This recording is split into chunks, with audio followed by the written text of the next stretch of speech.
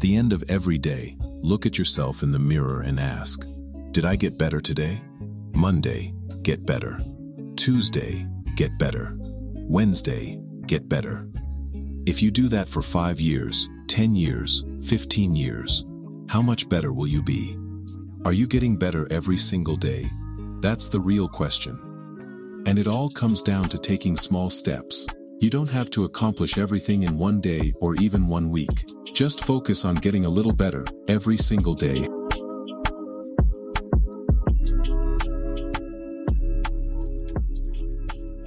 And welcome back to another episode of Real Estate AF, where the AF stands for And Finance, and I'm your host, Mark Jones, and we are powered by LoanBot, smarter mortgage matching, and now available on the App Store and Google Play. And today's topic, guys, we're going to be getting into some granular things that have been in the media. Some folks have been asking, what does it all mean? And some have already formulated their opinions based on the person that announced it. And we'd like to kind of shed some light on that today. So I've brought along two guests that are pretty intellectual and very well articulate in regards to topics like this. And what we're going to be talking about is Donald Trump and the announcement that he's made and some actions that he's taken to potentially help the housing market and the first-time home buyers. So without further ado, let me introduce my guests. Let me first introduce John Hudson. Welcome back. Feel like reigning champion. Yes, sir. Yes, sir. Matter of fact, you and Dylan Shively are among the top two that have been on this show, and you guys bring the fire every time. It's always a pleasure to be back here, Mark. I love talking housing. Obviously, right? I'm a mortgage dork. That's right. Maybe a better way to put it, right? So, but I'm passionate about it. Yes. Passion gives us power. That's exactly correct. Yep. And then we have our second guest, Colin. Last name Corrington. My apologies, yeah. Colin. Tell us about yourself, man. And the reason being is no one knows who you are from my show, so to speak. So please give us the long form. The long form. Yeah. Well, man, how far back did we go? I was born on a hot day in August and back in the 1900s. No, a real estate broker is what I do. We actually have a real estate brokerage that is focused around being an investor. Okay. I was telling John when he stepped out earlier that I actually held my Series 6, 63, and 26 for about 15 years. Got really into investing. Once you kind of figured out that real estate's where it's at when it comes to it, that's kind of where I put my whole focus into it. Plus the SEC got mad at me for the amount of hard money loans I had out at the same time. They told me I had to clean that up or get rid of my license. So I was I'm not using it anyway. No, I remember having mine as well. I was with Chase Bank. Wasn't actually doing investments. I was just referring it out. But we had to go through that whole process. I was with Citi, kind of the same thing. I would do some on my own, but then we started a little brokerage because most brokerages don't like investors. And it sounds weird, but I started off as an investor, and you need a lot of data to be a good investor. Yeah. And not to sound rude, but about 90% of real estate agents are just idiots and they don't understand what I'm trying to do here. And I was like, I can pass the test. So I went to the test, and one thing led to another. Now I'm a broker, and we have probably 70 agents that are all investor minded that kind of come and work with us. And very good. So that's kind of my background in the real estate. Local here in San Antonio. Yeah, right there off of North New Braunfels over. How the hell have I never met you? That's awesome. Okay. People to know. Well, you're in here now. And we are going to kick this topic off. And I wanted to play a quick video to kind of give it a bit of context. So without further ado, this is Meet Kevin. Those of you out there, I'll have the link in the description for you to like, subscribe, and join his channel as well. Has bailed out the mortgage market. Yes, folks, this is all in an effort to post that Donald Trump is the affordability president. And if you want more affordability, vote for Donald this upcoming midterm election, because we need to keep control. If you want your checks, you need to keep control with Republicans. Donald Trump is officially directing Fannie and Freddie to buy $200 billion of mortgage-backed securities. Now, hold on. Let me tell you more about this after I move my cashews and almonds off my desk, since all these carnivore people get triggered by that. I just like nuts. We have Donald Trump announcing, yes, indeed, $200 billion. Now, here's roughly how that plays out. Because Fannie and Freddie don't actually have $200 billion, they're going to have to create some kind or come up with some kind of creative manner to get their hands on that money, which likely means they're going to have to utilize the equity in their portfolios to issue debt. because they do not have the cash sitting around. Now, I will explain this in detail, but Donald Trump says that practically this will drive mortgage rates down, monthly payments down, and therefore the cost of owning a home down, making it more affordable. This is part of his populist branding to make life more affordable, because we all know that when the government gets involved, things always get more affordable. Never mind. Okay. So that was I love that statement. yeah, I love that last statement. exactly. So that being the case, we'll start with the announcement of the $200 billion in mortgage-backed securities that Fannie and Freddie are being directed to purchase. Would any of you like to break that down for us? Yeah, I'll jump in. Fantastic. Here's what I'll say real quick. The mortgage the housing affordability problem is not a political problem. It's a math problem. Amen. Plain and simple. And so, for regardless of what side of the aisle people sit on, at least this administration is bringing housing to the forefront. Yes. Because it's been ignored for many, many, many previous administrations.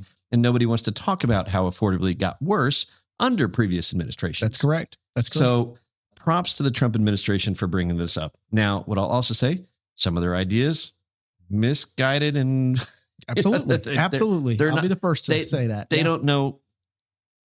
Not everybody that's throwing out ideas up there, I think, is a housing professional. We'll correct. Throw that out there. Mr. Pulte, for example. But I will say this, the purchasing mortgage rates are created, right, based off of the demand for mortgage-backed securities. Correct. It's a simple law of supply and demand. If there's more supply and less demand, then you have to do something to attract investors, right? That's right. Which is what? Raise yields. Mm-hmm. So in this case, if the GSEs, Fannie and Freddie, are going to be buying mortgage-backed securities, in addition to the private market, then it lowers the supply, right, and increases the demand, which is going to lower the yields and bring down mortgage rates. Now, how much of a dent will it make? That remains to be seen. Right. But at least it's something. I agree. And it's not going back to what the Federal Reserve did when they were buying over $1 trillion of mortgage-backed securities, which drove rates down into the threes. This $200 billion, it's a shot. It's a little injection. It'll help a little bit, but it's not a long-term fix. Correct. And in essence, it is, like you said, attracting more investors towards those mortgage-backed securities. I mean, it increases that demand. Yeah. If they're buying more of them, therefore that's going to come down a bit. Correct. In theory, in theory. And we did see that when the announcement came out. I mean, we did see mortgage rates come down a little bit, which was nice. Now, at the same time, too, what this gentleman was putting out there, he makes it sound like this is a brand new thing. Well, in reality, Fannie and Freddie, they were already buying mortgage-backed securities. That's right. Just not to this degree. That's correct. And thank you for saying that, because it is perspective when we're hearing videos like this. We're seeing headlines of some sorts. Folks want to run with that theory, but not taking a step back to understand that this is what has always been done in many aspects of how we help things, especially for these first-time homebuyer situations. Right. And again, just kudos to the administration for trying to do something. Right. Now, I've done plenty of research on this, and we know that headlines move markets. Initially, you're always going to get that spurt of speculation one way or another. Trying to get ahead of the curve. Yeah. But this kind of action still has to go through the proper channels, still has to have the money moved around, still has to prop itself. So I'm thinking, and you guys can correct me if I'm wrong, but I'm thinking that we're not going to actually feel the true long-term effect from this for about another month. Yeah, I think that's accurate. I mean, you saw the initial movement, right, based off the headline. And MBS still needs to be issued. Yep. And MBS needs to be purchased. It's going to take a little while. I was going to say, I think it'll be longer than a month. And I honestly have to defer to John on this one because he knows the secondary market way better than anybody else. But just to spur another question on this, it is leveraging their equity and their positions. Is that going to create an undue stress on them? Because that's my concern about this entire thing. If they've got more debt, more things they've got to pay out, I know they're running razor thin as well. To my knowledge, to my understanding, and you guys can correct me, and we can also check it with ChatGPT, but they're using funds that are already sitting on the reserves. They're not going and creating new debt. They're not printing more money. They're not taking out additional loans to pay for the money that to pay for the purchases of these. This is just money that they're now moving around, earmarked for nothing that they can deploy. To my understanding, I might have misunderstood the video because I thought he said that they were going to have to leverage some of it. He said that, but I don't believe it at all. I don't believe it either, but that's the first I heard anybody say that. And I was like, wait a minute, if we're going to leverage out the little profit we do have into this, correct. I was like, that's going to be. That seems super detrimental to what they're I hope he's trying not to correct. accomplish. So, I hope they have cash. We could get into a whole show on the GSEs because sure, yes, in my opinion, they'll never go truly public. Right. And B, number two, they shouldn't go public because they are literal cash cows for the U.S. Treasury. That's right. Now, what the Federal Reserve was doing was they were printing money to buy mortgage-backed securities. That's right. So that created the Ponzi scheme of they were quantitative easing. Right. They were quantitative easing. They weren't printing money. We were easing. No, that's not a recession. That's not what that is. Right. But we're 2 months in a row. Where Fannie and Freddie, I mean, they really do have more cash sitting around than they know what to do with.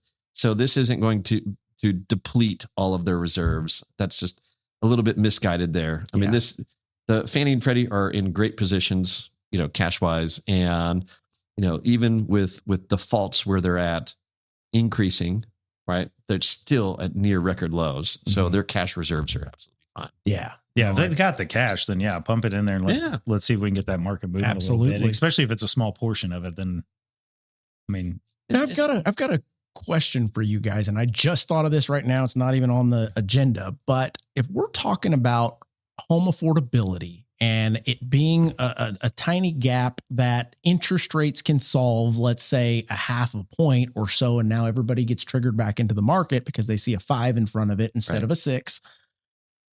What if there was some type of, I don't know, campaign, movement, push to correct some of the mortgage insurance practices that are taking place right now? And mind you, we know mortgage insurance is collected because you're not putting 20% down. They're there to insure the property if you go belly up. Right. But if you look at the amount of foreclosures, or I should say the lack of foreclosures, what are they doing with that money?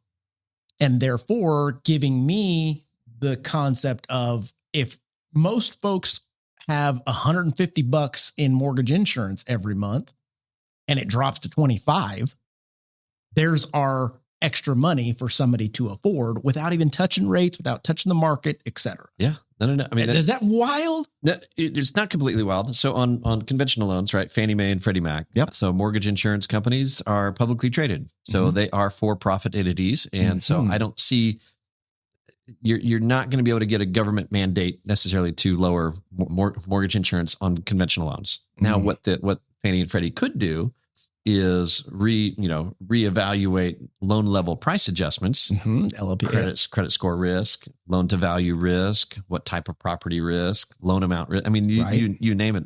That would be the easiest path to, I think, lowering pricing for consumers there. Yeah. Now, on the FHA side of the coin, then, right. I mean, right now consumers are paying 0.55 for mortgage insurance plus an upfront fee. Correct. MI should be lowered on FHA. And it could be. So even though all the headlines, they're selling the blood. Yeah. They're selling the calamity. They're saying, oh, look at all these defaults. They're up 200%. Well, yeah, because it went from, when it goes from 1 to 2, that's 200%. You're looking at it as a lender, not as an insurance company. And the insurance company is going to find every possible way to increase a premium.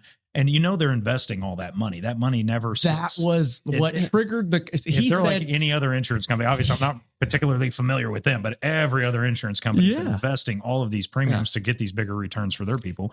John mentioned cash cow, and immediately I thought MI is a huge cash cow. How often do they have to It's pay such out? a rip. Yeah, absolutely. The FHA, for example, they're so far past their minimum reserves, mandatory reserves, that they do have room to reduce them. Now, will they? I don't know. I don't believe so. Has your insurance ever gone down, John? No. Well, after you turn 25, obviously. Has it ever gone down? Not with my driving record. Yeah, I was going to say, your home insurance has never gone down. Your life insurance, everything is just constantly clicking up. So as much as it makes sense, the insurance companies, in my opinion, are extremely greedy. I mean, when's the last time you had an insurance company say, yeah, I'm going to pay you out. Yeah. Right. We're going to pay your claim. No, it's right. a constant fight. It's a constant. Yeah. And with the case with FHA mortgage insurance, I mean, this is the government, right? Yeah. So they're definitely not going to bring them down. Right. Even though I've never known a tax to go down. Even though they've got the Same here. Same here. Yeah. Never. They go up every single time. Right. So, and that's why all of this comes into, right?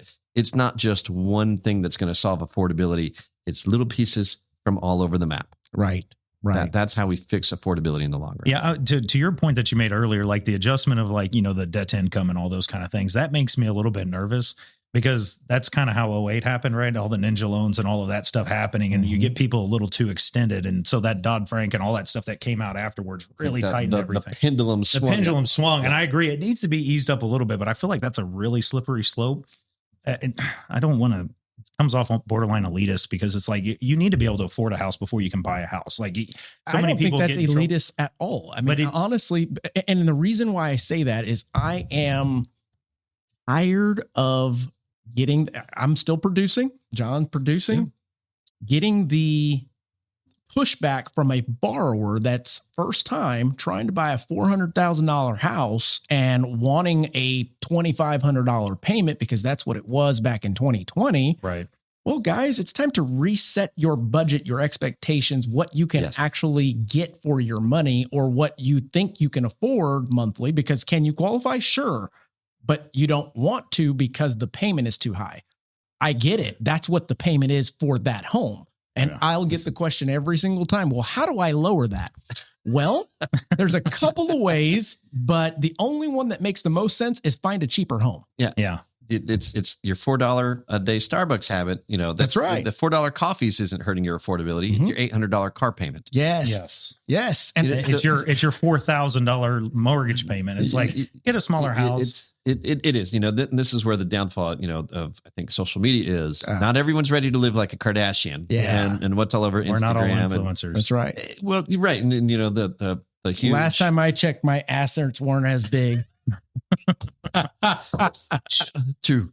But the bottom line, right? So, from an affordability standpoint, yes. And that's why, what I really try to do is educate people. Yes. It's like, it's math. Yep. There's not much wiggle room that you have here, so yes, you need to, instead of a $400,000 house, you need to find something $250,000. Yes. And you raised a good point regarding the education piece. And I want to frame it with, you lead with education. Why? Because buying a house can be very, very emotional. Oh, yeah. It's a very emotional purchase any which way you look at it. But from our side of the tracks, we're the one trying to ground you and bring you to reality to provide stripped away emotion. Here are the facts. Here's the data. Here is our recommendation. But it is a very difficult thing for someone to part ways with their emotion to start seeing clearly. Yes. No, and I'm a huge advocate. Look, responsible real estate ownership, in my opinion, is still the key to wealth creation in this country. Agreed. Responsible ownership. Yeah. And so what does that boil down to? Not being overextended, owning your own home. And plus you have all the non-tangible benefits of home ownership, right? So it's having stability for your family. It's having your kids going to the same school and growing up with the same buddies. Mm-hmm. I mean, that's how we kind of grew up, right? So there's so many things, and it's an absolutely noble cause and noble effort to make, but people still just need to be grounded in reality and understand, based on their expense versus revenue ratios, right? What is truly attainable. Right. And people are delusional about it. I mean, obviously I sell a lot of houses and they're like, this is my castle. I'll do what I got to. And it's like, it's a little bit of sweat equity. You can you can help the community. Elaborate on that, please. Go for it. Well, I'm currently in the process of helping a guy buy an $800,000 house, and he's got a 10% DTI, made plenty of, like, I think he made over $700,000 last year. And so this is actually a small drop in the bucket for what he could afford. Sure. And he's a financial advisor and all that stuff. So he understands the numbers and all that. And it's been the most refreshing conversation I've ever had with anybody, because he understands the limitations. He wants to keep a cap on everything that he's doing because he's financially educated. And so many people that I deal with on a day-to-day basis is like, well, can I get this kind of house? Can I get? And that blows my mind. You are literally painting a real life picture of someone that can pretty much buy whatever the hell they want. Yep. but is still putting restrictions on themselves so that they can continue to thrive and live the way that they want to live versus becoming house poor or showing off for whoever they are trying to show off for. And that leads back to the question at hand. It's like, so many people got house poor, in 2008 and all that, and they lost it. And that to me is a true bailout. Like they had to come bail banks. Right. They had to bail everybody out because they literally could not keep up with their deadlines. This right here is just spending money that you got sitting on the side. I have to agree with you. So the concept of considering this a bailout, I love the humor that guy talked about Trump at the beginning, because I listen, anybody watch this, like, don't get hung up on the political. If I say the word Trump, don't freak out. Don't get triggered. So many people get triggered about it. And just in case you go to church, it's like, love the sinner, hate the sin. Yes. You feel that way about it. But forcing them to go spend that money is not a bailout. That's rhetoric. No, it's not a bailout. It's like, get the cash back into the system, which is going to tie into what we're talking about next. But if the cash is just sitting on the sidelines, it's not helping anybody. And everybody knows that money has to move in order to make more money. That's right. So get out there, make those things happen. If it does pop the interest rate down 0.5 point, that would be massive. This last little dip right now, I can't tell you how many people have come off the sidelines for me personally as a broker saying, okay, now I'm ready, because to your point, they're getting 5.825. They're getting 5.5. I got this $800,000 houses at 5.5.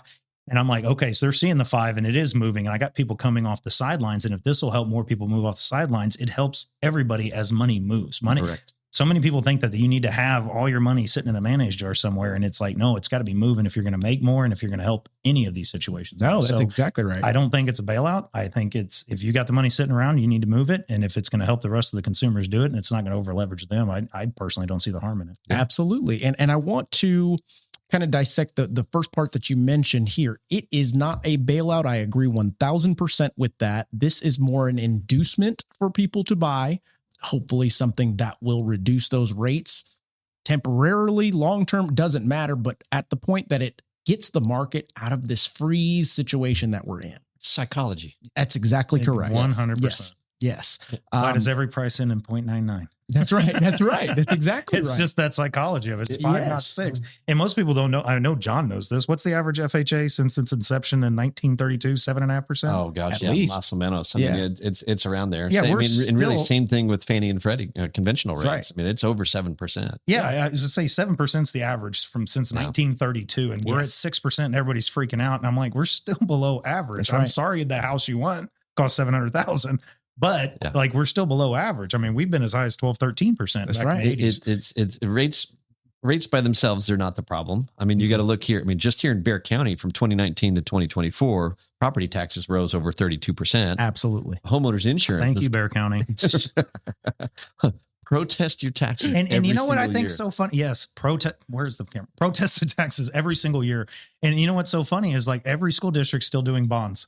And I'm like, why are we doing all these bond packages? So I'm digressing. That property taxes drive me crazy. You are correct. Too much of my time. But just in the last 3 years, right? Homeowners insurance has gone up 70%. Yeah. So why is everybody just picking on the mortgage guys? That's true. It's the whole package. And you raise a great point there, that we are the ones that kind of get the brunt of any of the home buying. It's never the realtor's not giving us enough information. It's the lender, the rates were too high. Or I blame the lender every time. And that's okay. We can take it. But I've got some great data. We could do another show around this. Okay. But there was a survey done of millennials and Gen Zers. And any of the charts here, or no, it's I got it back at the office, but I can tell you without a fact that realtors and mortgage loan officers are trusted less by millennials and Gen Zers than basically anyone else. Yeah. Wow. Like, we're like so far down on the totem pole. But they love their insurance agent. And they love the person they voted into office that's raising their taxes. Yes. Oh yeah. Well, he wears this color. He sits on this side of the aisle. I love him. And I'm like, are you watching what he's doing? Right. Right. Yeah. And I think a lot of folks lack context and outside perspective, and they are so tunnel vision on what's in front of them to even go, okay, let me see where I'm at on the rung of how everything stacks up, so to speak. I don't know. To me, this situation that we have here, is it going to help us in regards to generating more business, the mindset of getting those folks off of the fence? I do believe so, but I think we're also battling something that is going to be a long-term hurdle for real estate professionals and mortgage professionals. The idea of, well, we don't need to own a home. Why would I even buy a home? Yep. Type concept. Why? I don't know. Is it because the folks of those people that are saying that, and it is the younger generation, are not educating them on the equity, on what they've done with their house and their equity to get to where they are? I think that has a lot to do with it, because as we know, history shows that nobody's staying in their house for 30 years. You know what I mean? Your parents, they bought, or your parents' parents, that doesn't happen anymore, where they bought their first home, they lived in it, they stayed in it, they passed away and passed it down.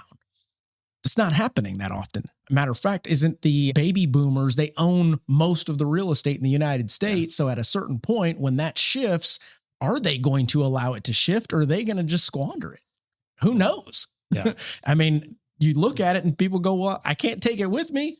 So let's go to Vegas. So the Wall Street Journal had a very interesting article just last week, over the weekend, and it was talking about there's going to be like $7 trillion worth of real estate that's going to be transferred, basically from boomers to the millennials and Gen Zers here over the course of the next 10 years. Okay, but it does raise the point, though, and you read in the article, it's more affluent folks that are planning, right, versus the non-affluent, which are maybe it's just going to be squandered and done something else with. I do come back to, for the folks that are out there going, oh, you know what, we're just going to rent for the rest of our lives. I will point this question out to you, and that is, how are you going to be taken care of financially when you get older? Right. And I know it's a dirty word, reverse mortgage. That's right. But for the right person, it is absolutely a smart financial vehicle to be used to help offset living expenses when you're older. That's right. Because especially if you don't want to leave your kids anything. That's they don't know what to do with it anyway. I didn't teach them how to do anything. He's an idiot.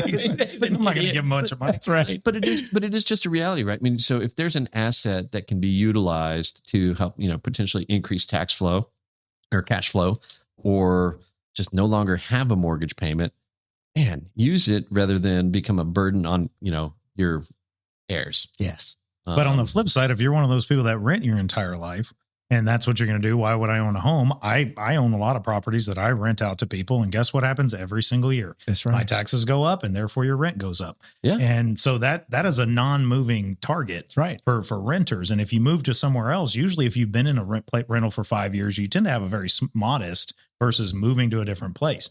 And as I'm seeing a lot of people selling properties right now, getting out of the rental portfolios because the pricing, and they're able to capture some equity. And now these people have to move somewhere that's $800 more expensive to get the exact same thing. That's right. And it's going to pinch you more and more and more. And back to just get that home ownership where your stuff is fixed for 30 years. And when you're ready in time and you've built up the equity in your current house, you can now afford that next one. That's how, my house, I live next to John, not that far down the road. And I think it's funny. We live in a really nice neighborhood. And when I bought that house, I bought it for $340,000. I could probably sell it for $650 right now. And it was ugly, and it was built it was built in 1980, and it was in great shape, but it was ugly. It had teal carpet and wallpaper everywhere. That's awesome. And wallpaper flowers. Oh, yes. Dude, seriously, the bathroom had pink. Yes, it was pink. bright blue with pink flowers on it. But sweat equity, we're in there, we're doing it a little bit at a time. And now my house is worth $650. So if I do decide to go buy a $700,000-$800,000 house, I've got $300 to put down on this property, and my mortgage isn't going to move. That's right. And that's how people get into these bigger, nicer houses. And I'm still paying, what is my mortgage? $2,600 a month on a $650,000 house. I think it's $2,600 a month. Yeah. And it's because I've lived there 10 years. I made it into a $600,000 house. And if I do decide to leave, or when I do, You're taking your equity with you. I'm taking my equity with me into this next house. And now I'm like, how'd you afford such a nice house? And I'm like, I lived in a shitty one for 10 years. In addition to that, people do not capitalize on the concept of living in the home past 2 years and not being taxed on that equity that they're transferring over. Yep. I mean, we're taxed on everything else, but when you get to a point that you have X amount, realize that that's untaxed right now. But that also leads to the next topic, which is the idea of Donald J. Trump putting a halt on institutional investors purchasing single family homes. Yep. This one's really intriguing because I have so many thoughts on this one. Like that lending stuff, that's more John. That'll be fun. Let me speculate on an economic prediction. So I've got an article here. It says Trump signs an order to limit Wall Street investors in single family housing. Let's see what this article says. I'm going to skip over the summary and go straight to this. So January 20th, President Donald Trump signed an executive order on Tuesday to restrict large institutional investors from competing with individual home buyers in efforts to make housing more affordable, the White House says. To preserve the supply and single-family homes for American families and increase the passive homeownership, it is the policy of my administration that large institutional investors should not buy single-family homes that could otherwise be purchased by families, said Donald Trump. Let's see here. Trump under pressure to address voter affordability concerns ahead of congressional elections this year. This recent push pushed a number of majority policy proposals aimed at boosting home ownership and reining in living costs. Early in January, Trump ordered Fannie Mae and Freddie Mac for the $200 billion. That's what we just talked about. Trump ordered Tuesday directly his administration to promote home sales to individual buyers, restricting federal programs that facilitate sales in single-family homes to Wall Street investors and review acquisitions by large investors. So I've got plenty to talk about with this. I'm sure you guys do as well. There's plenty of topics that come from this, but I do want to kind of start with the fact that I don't think that this is going to do a damn thing but piss people off. I'll be honest. Why? Here's why. You own investment properties. You own I'm not an institution. Most of the homes that are being purchased for investment purposes are from mom and pops, not the Black Rocks, not the. You think that's incorrect? No. I'm agreeing with you. Okay, I was like, wait a minute. Mom and pop dominate. That's right. The rental market, not hedge funds or Wall Street. And it's not even close. Yeah, like nowhere near close. Yeah. So I got some data, and then Colin, I'll have you weigh in here. But go for it. And this is basically as of the end of 2025, the share of rental properties out there for investors that owned between 1 and 9 properties, 77%. So your larger mom and pops, maybe smaller LLCs, between 10 and 29 was 16%. Between 100 to 999 properties, 4%, and then 1,000 plus homes, 3%. And then what this also doesn't include is what the ban doesn't include is build to rent. Build to rent has a carve out. That's right. So that's not included. But the bottom line is mom and pop dominate single family rentals. Is that data based on actual homes or is it doors? Single family. Single family. Yes. Yeah. Okay. Yeah. I've looked that stat up as well. That's on the money. Yeah. So it's not. That's where I got what I just said so powerfully. Well, but see, like everything's got a double-edged sword. Is it going to affect it? Everything's going to move something. A butterfly flaps its wings, right? Something's going to happen. And I'm kind of with you. I don't know what's going to happen. Right. Because you got to realize, yes, okay, so all of a sudden BlackRock and all these guys are not going in there and buying these things. And most people don't realize this. They're very regional. That's right. I was going to say the same thing. They are not just going to every single auction. They're hanging out in Atlanta. They're hanging out in Georgia. That's right. They're hanging out in these places where they have high rental markets. They're not stupid. They didn't have this money because of this. And they're targeting these very specific markets. And if they stop buying in that market, is it going to help Atlanta's home values? I think it will. But on the flip side of that, I think it's going to help too much. Yeah. Because now all of a sudden we have billions of dollars that were being pumped into that market. That's right. That have just been cut off. Yes. And so the bottom's going to probably fall out underneath it, which is going to be great for homeowners. That's right. Unless you already own your home, then all of a sudden your market value just drops. Right. Yep. And guess what? Your taxes probably aren't going to go down with that. That's right. And it's going to create a different kind of problem, I have a feeling. Then you also have the idea, kind of going back to what I was talking about a bit ago. Let's say all of these homes are now freed up. But if you've got buyers that are watching the media and still going, well, interest rates are too high, well, then who's going to buy them? Well, and also, so let's keep using Atlanta as the target. If I pull all these guys out of Atlanta, the home prices are going to drop. Does that mean that the Atlanta population is ready to buy homes? That's my point. Right. Are they even ready? If they're buying in Atlanta because Atlanta is a perpetual renter market. Yes. And they know that. In all these renters lose their house. Right. Where are they going to go? Right. And we're going to end up with a bunch is- of, it's going to be like China, right? They got so many empty and vacant houses because it's just like, what are we going to do with those? Who is going to buy them? I believe, and this is something that I argue with folks about all the time on social media, because they don't take the time to just look up the actual data that right in the front face, you go, oh, wait a minute. So it's not that bad. No, it's not. The media has pumped this up. Social media has pumped it up, and you have heard it from somebody that heard it from somebody else, and now you're repeating it. And it's still incorrect. The idea that these folks are just coming in and purchasing all these homes, what happens if they're not there? I mean, that idea of, is there a void that's going to need to be filled? And the idea is for home buyers to fill that void. But like you're saying, if they're not ready to go, what are we doing? Yeah. I buy properties at the foreclosure auction. I've never seen a BlackRock guy, at least not in San Antonio, never. right? Nope. I invest primarily in San Antonio, and would I expand my operation if all of a sudden there's 10 million empty houses in Atlanta? Yeah, probably. Because it's going to be extremely cheap to get in there. Sure. But I think it's going to do, I think it's going to help, but I think it's going to help too much. That's kind of my prediction on this, depending on how, in those particular regions. Do I think it's going to affect San Antonio? No. Do I think it's going to affect other markets? Not so much. But in some of these markets where they have a ton of capital invested, if they, I mean, it's supply and demand. If all of a sudden they dump all these properties, which I doubt they're dumb enough to do it all in one fell swoop, they'll, segment it out. But it's going to slowly bring all the prices down to a point where it's going to be difficult to put them back in. Well, here's the challenge that a couple thoughts on that. Number one, Trump is amazing at selling the sizzle. Yeah. And that's what we're doing here. We are selling the sizzle, I baby. literally just, yeah, that's awesome. But it's true. I didn't say sizzle, but yeah. And the reality, right, is that, when you're in politics, you got to have a villain. Mm-hmm. So it's very easy to go and say that, it's Wall Street, it's hedge funds, they're the villains. When in reality, who was our biggest competitor here in San Antonio during the COVID rush? You're online, your QuickBooks, Quicken, Rocket Mortgage. Well, but I was going to say too, it was people that were moving here from California. Oh, sure. Sure. It was. Yeah, because they were finding homes that it's like, wait a minute. Well, they sold their can buy that for that? Okay, give me two. Yeah. Right. And I don't care if I pay 20 to 50,000 over. Sight unseen. That's right. It was, I mean, how many, what's the percentage of Airbnbs to non-Airbnbs in downtown?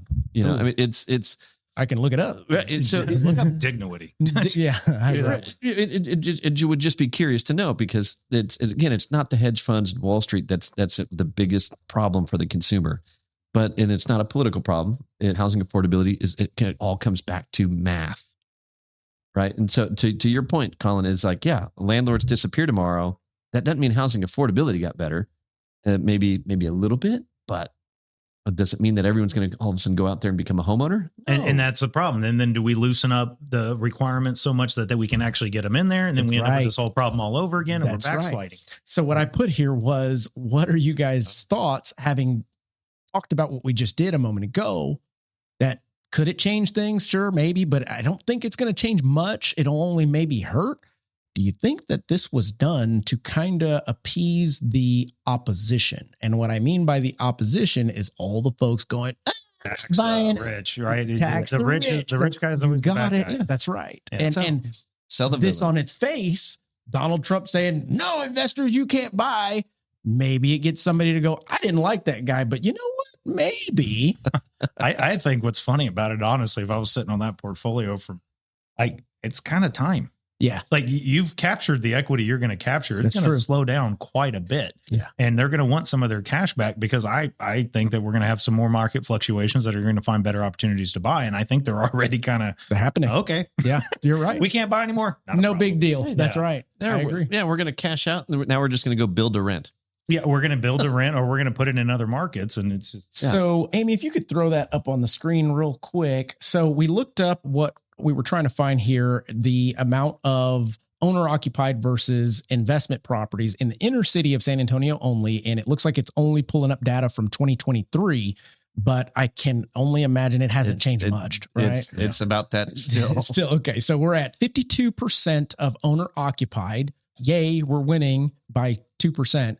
But renter-occupied is 47%. So that means almost half of the homes in our inner city are owned And I will go as far as to say by mom and pop investors. Yes. There's not all these institutional investors come into town. Zillow was here for a little while. What was the other one? Not Open Door. Orchard. Orchard.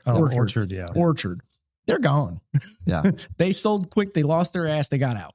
Yeah. Well, it was a different strategy too. They were buying to flip, right? They wanted the quick profits when everything was so hot and heavy. They were playing with funny money. Yes. Why? Well, lead generation money comes out of thin air, and you got plenty of it when realtors need to buy leads. Oh, and they were believing absolutely. They were believing their Zestimate too. Yeah.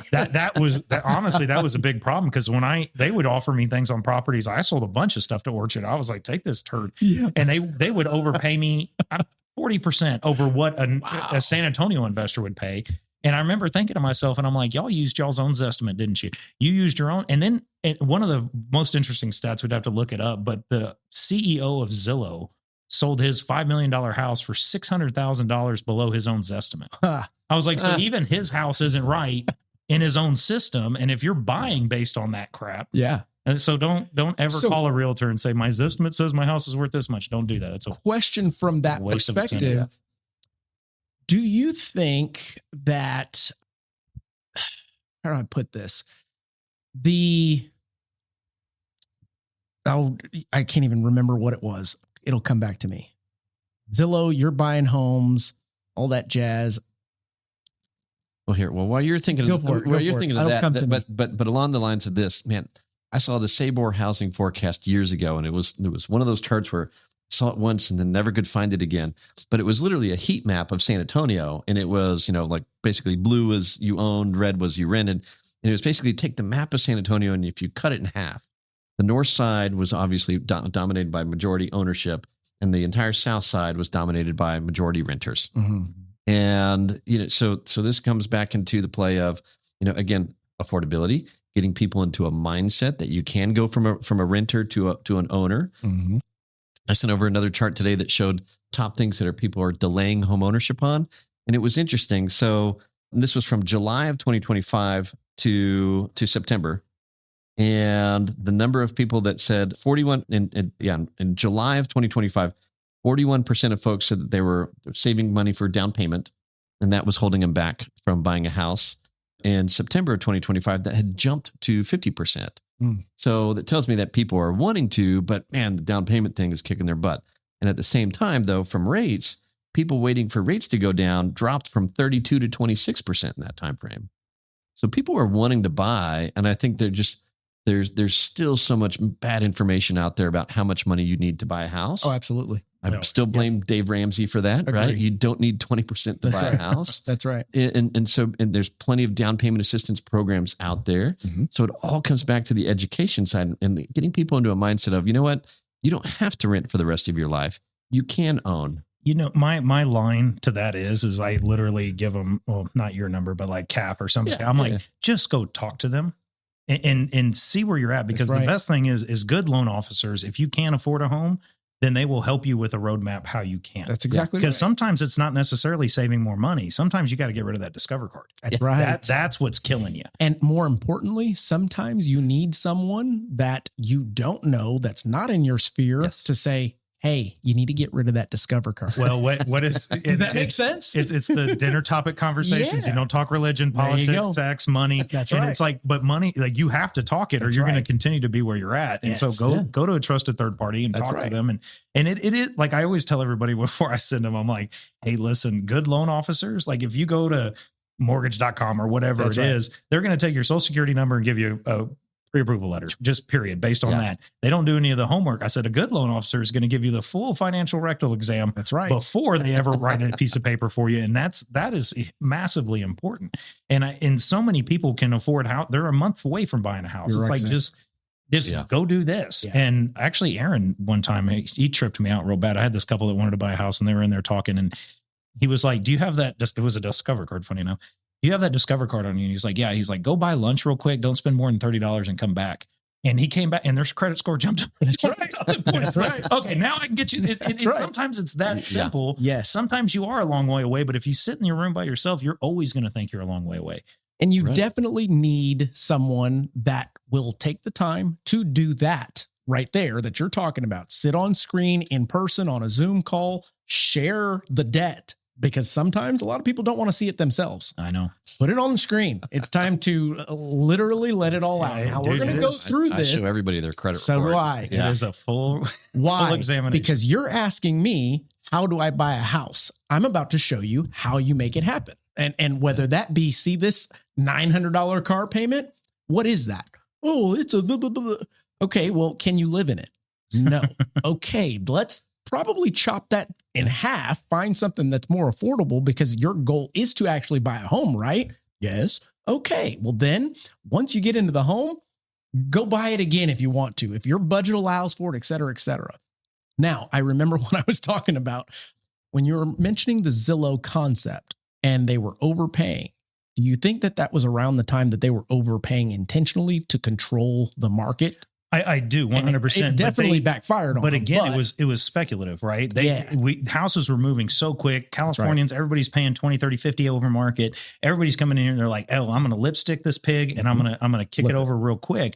And they got caught holding billions. That's right. Yeah. And then everybody's like, yeah, we're done doing that. And it was too short of a timeline. With these big hedge funds going in here and buying all of this stuff, they're able to hold it indefinitely, right? Because they paid cash for it. They don't care. They're making enough cash flow on it. They're making a long-term play on it for cash flow. I was looking for like the last 2 or 3 years. They're 10 to 12% like clockwork. Yeah. And if you've got that already working for you and you're cranking rents every month too, there's no real reason for them to dump it.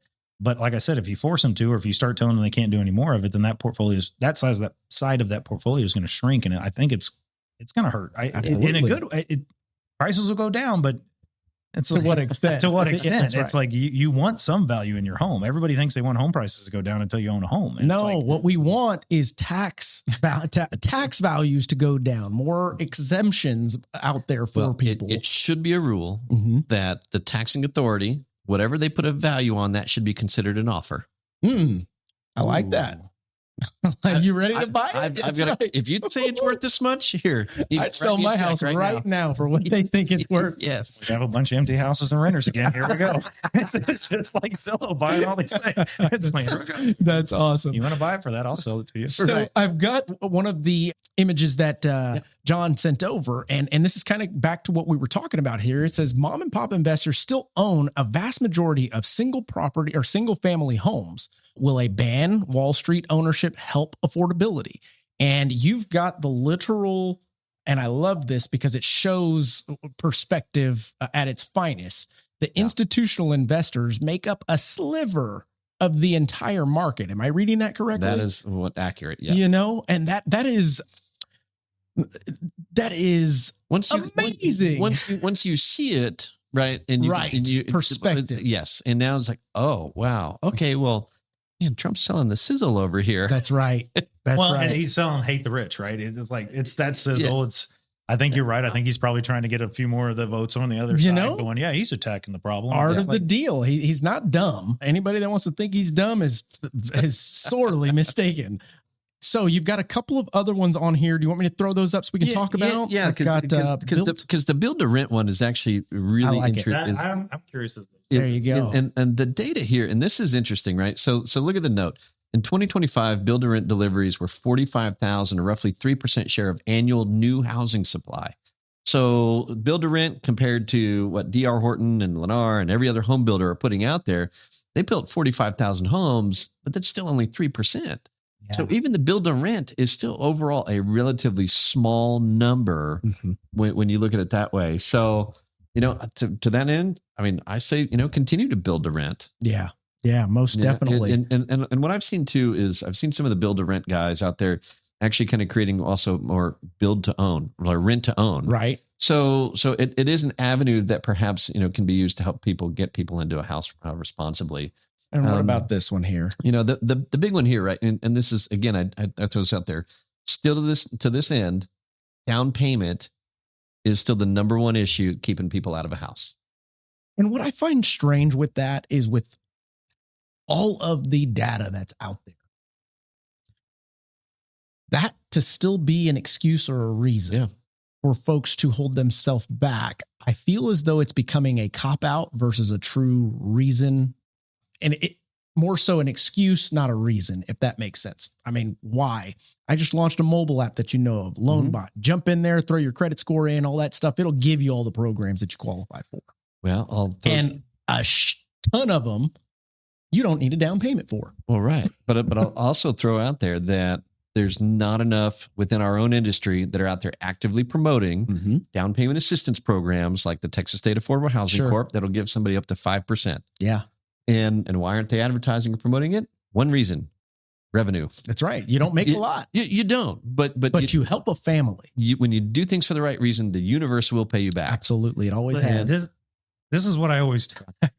So it's guys, find somebody like these kind of lenders whenever you're doing this, because that's what I tell everybody. Go in there, go figure out what you're looking at, what's available to you, what's going on, because you're right. They don't advertise the TDHCA and all those kind of programs that you can get those kind of things. And me personally, like, they cannot pay me.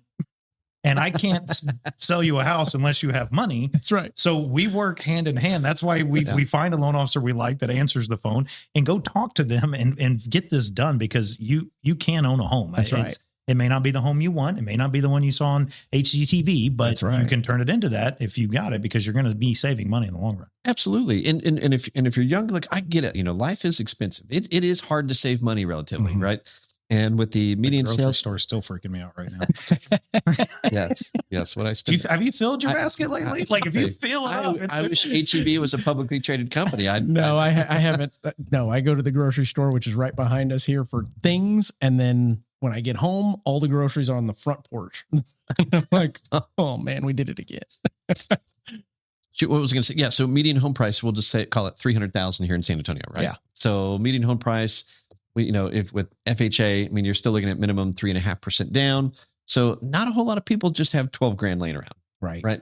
But then they don't realize that there are programs out there to help offset that. You still don't have, or you still, and I can't preach this enough, but not enough realtors, I think, are teaching their clients on the listing side to sell like a builder. Right. Don't come down on price. Give more incentives. Concessions. Yep. That's right. Give more concession to cover offset closing costs. Because the best deal out there is when you can structure it to where the mortgage math will show it 100% of the time. The consumer gets a better deal when the rate is bought down and they have less cash out of pocket. That's right. Versus getting a lower sales price. Every single time. It's so funny you say that, because I literally just exercised that option. Sorry, it wasn't with one of you guys. It was a different lender. But they're like, hey, I can get them in, but they need their closing costs covered. And I was like, fine. So I actually wrote the offer $5,000 over the asking price. Asked for like 18 grand in concession, whatever the maximum was. I maxed it out. And guess what the appraisal came in? Right on the dime. Guys, it's a fun little secret. Yeah. Appraisers get a little lazy sometimes. And if you can manipulate that. And now they're getting into a home for, I think they're paying $4,000 or $5,000 out of pocket. Yeah. And well, put it this way with appraisers, because that's been a hot topic lately, because you've got some properties that are appraising over and some properties that are right on the money. I haven't had very many low appraisals. I haven't had any high waters in a while. Right. And when that happens, I feel as though that's almost the appraiser finding empathy with data. Does that make sense? Because he can't just throw out a number, but he can find or use that other comp that pushes that value up that extra $2,000. And that means that they understand how much home ownership means to this person buying. And if I can put my tinfoil hat on them for a moment. I have some in the drawer. I would say about 5 years ago, did you feel like they were doing the opposite? I do. Yeah. Like, I felt like they were in cahoots with everybody to pull values back. And I'm like, you've got to be kidding me. And I spent more time arguing with appraisers. I'm like, you got the house next door. Yes. Just sold for X. Yeah. And now, mind you, I'm going to play devil's advocate. Aren't we glad that they did now? Oh, I am. You see what I'm saying? Like, that could have gotten carried away, and to the point that we would then be feeling a crash right now, because nothing's moving, nothing's foreclosing and all that causes the crash, but nothing's moving. So therefore the values would just be blah, blah, blah, blah, blah, blah. Yeah. So it's almost a good thing that they did that back then. We look at it fast forward now, they're doing the opposite, which is helping more homeowners. So those out there, just a tiny bit of advice. But don't hate on your appraiser. That's what they do, man.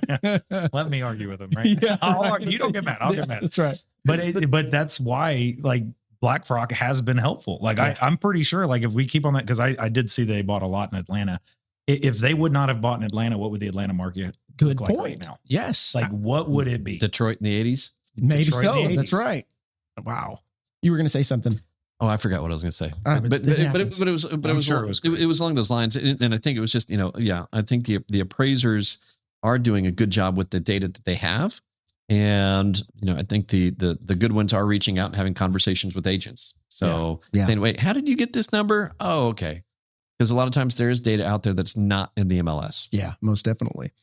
So, guys, to kind of round this off, cap it off, I want to kind of end with, and there's no wrong answer, right answer to this, but being that we've got news in the media, we've got some movement of some things that could potentially help home buyers with affordability, two things working at once. What do you think that home buyers, home sellers, realtors for that matter, should be paying attention to as we move into the coming weeks? Because this should take I'm thinking about a month or so, we'll see rates tick down. But then at the same time, I just created a video, put it out this morning about how much rates went up. So it's like people ask me all the time, what do you think rates are going to do? And I tell them straight up, if I knew that, I would not be doing what I'm doing. I promise. And you've got your finger on the Greenland. pulse. That's right. And to me, the answer always, it's Will Rogers, right? 1930, buy real estate and wait. That's right. Period. The end. Get in. Love that. No matter when you can get in. Yeah. It does not matter. Real estate has never gone to rock zero. Mm-hmm. So you may lose some value in your house, you may gain some value in your house, but if you're paying it down the whole time, it shouldn't hurt you. That's right. So go buy something. And then the second one, which is the new one, it's like marry the house and date the rate. Rates may go up tomorrow. They may go down tomorrow. We don't know. You don't know. Nobody knows. We can speculate all we want. All day. Yep. And if China market goes under, then something, it doesn't matter. Nobody can predict it. So if it goes up, you're smart. If it goes down, refinance it. There's so many lending companies right now that'll let you refinance within 3 years for like $500. Yeah. It's like they don't order another appraisal. They don't do anything. They're just like, hey, let's get you in that new rate. $500 to save yourself a couple $100 a month. I'm like, come on, guys. Like, there's no reason not to buy. I don't care what's happening right now, because if it changes, you can change. Yeah. And I think the perception of the younger generation, they got a taste of seeing how many folks were making money by buying their primary residence and selling it 2 years later from 2020 to 2022, that they're still a little skewed, but I have faith that they're starting to come to realization that that's not going to happen again. That was such a rare instance. Absolutely. Like I can't think of another time period where something like that happened. Yeah. And I'm kind of pissed off because a friend of mine did that. Do you remember about a year ago, 2 years ago, when the used car market was through the roof? Oh my God. Yes. My buddy went and bought a brand new truck, turned around and sold it for more than he got it for. He did that like 5 or 6 times, made like 20 grand driving a new truck once a week. And I'm like, what are you doing? It's because every time I saw him, he had a new truck. He's like, oh yeah, I'm making $5 grand a pop on these things. The F-250s, the Corvettes, there were a couple of them that Defenders, the Broncos.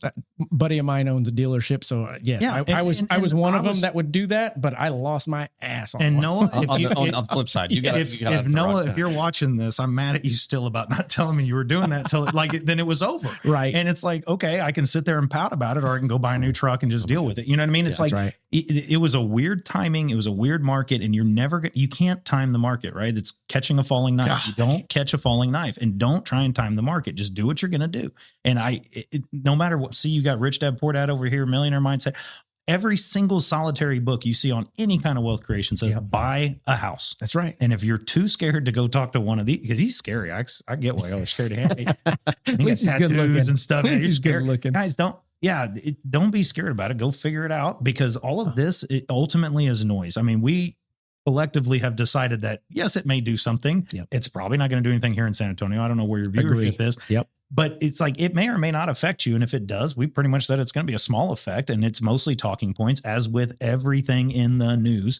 Anything that happens, Trump went to McDonald's today. McDonald's stock goes, It's like everybody freaks out over every single headline. That's so true. And I'm like, stop for a hot minute and just do what you're going to do. Go talk to the professionals. Well, it's like I know people think realtors don't do anything. I get it. Everybody, that's a big thing. Wait, you guys do stuff? Yeah, believe it or not. So, Amy, throw that up there one more time. I'm not going to hit play on this, but he was showing on screen the moment they announced about the $200 billion immediately. Now he's looking at stock for, Mortgage Depot. Okay. So boom. Oh, Loan Depot. Loan Depot. Yeah, There you go. Mortgage Depot. Sorry. I'm not sorry. But it shot through the roof in, what is that? A couple of days. Boom, boom, boom. Shot through the roof. He said, I bought as soon as they announced it because I knew it was going to happen. Yeah. And there you go. But they're also trading like a penny stock. Correct. I mean, so I'll throw that one. Correct. Put the asterisk mark. But the a lot of pennies. But the reality is, though, I mean that is a big jump. Yeah. And the play there, the market, whoever, the day traders going, oh, there's going to be a refi boom. Yeah. I guarantee you the chart today, it came back down. There's not going to be a refi boom. Now, there are a lot of mortgages out there, millions of borrowers that are in the money today if they were to take advantage of refinancing. Mm-hmm. But that doesn't mean also that they should. Agree. And that would be another thing just to take away that I've probably talked people out of more refinances in the last 6 months. Same here. Than I have actually done any. And the reality is because it doesn't always make sense. Right. Right. And what I've come to find out, and this is the internal battle that I am fighting with, is I'm the same way. I'm not going to refinance you just so I can get a paycheck. Right. You can feel good. I want it to actually make dollars and cents to you. Yeah. And I turn them. I'm like, guys, this doesn't make sense.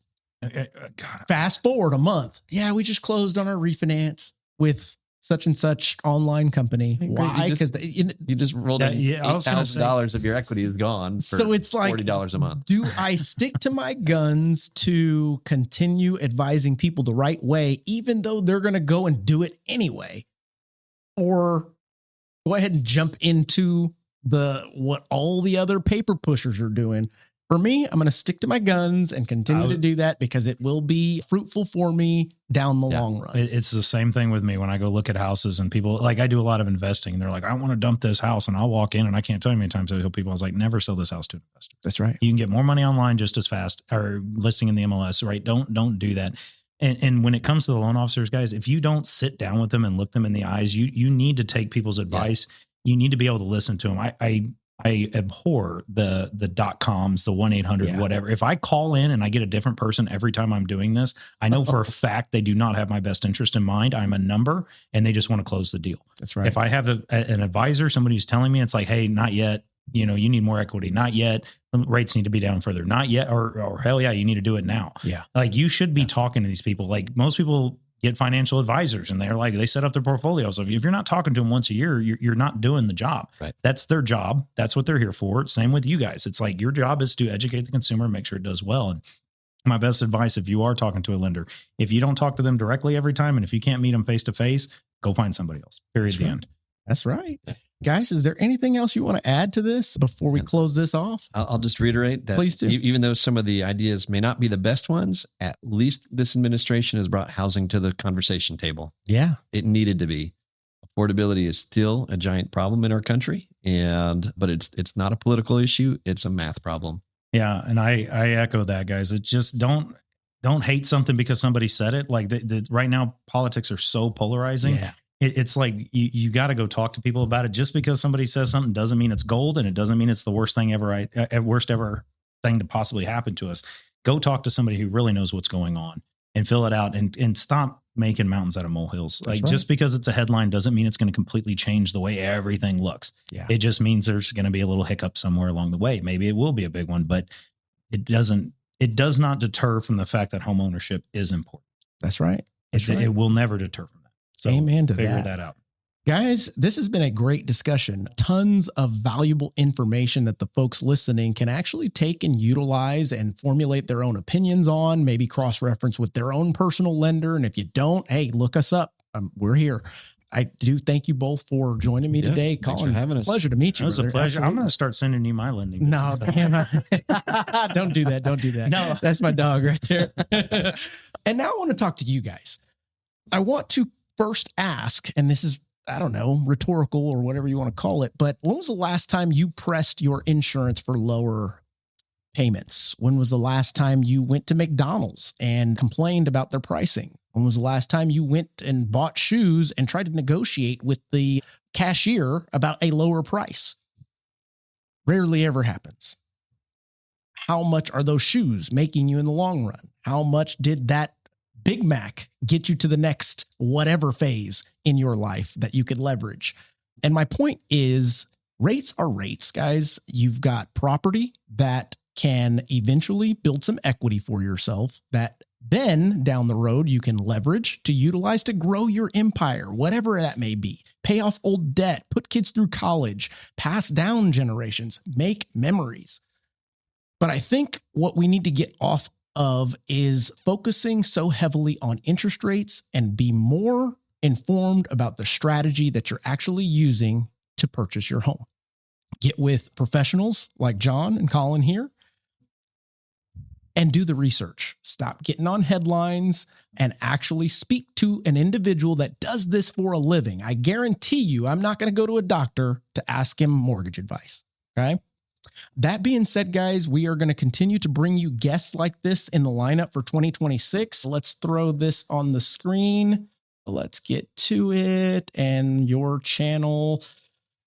We are just under 40,000 subscribers. I think we can do it by the end of next month. So we do need your help to do that. Like I said, guys, like, subscribe, share with a friend. If you're getting something out of this, please make sure to do so. But other than that, we will catch you on the next one. Adios. At the end of every day, look at yourself in the mirror and ask, did I get better today? Monday, get better. Tuesday, get better. Wednesday, get better. If you do that for 5 years, 10 years, 15 years, how much better will you be? Are you getting better every single day? That's the real question. And it all comes down to taking small steps. You don't have to accomplish everything in one day or even 1 week. Just focus on getting a little better every single day.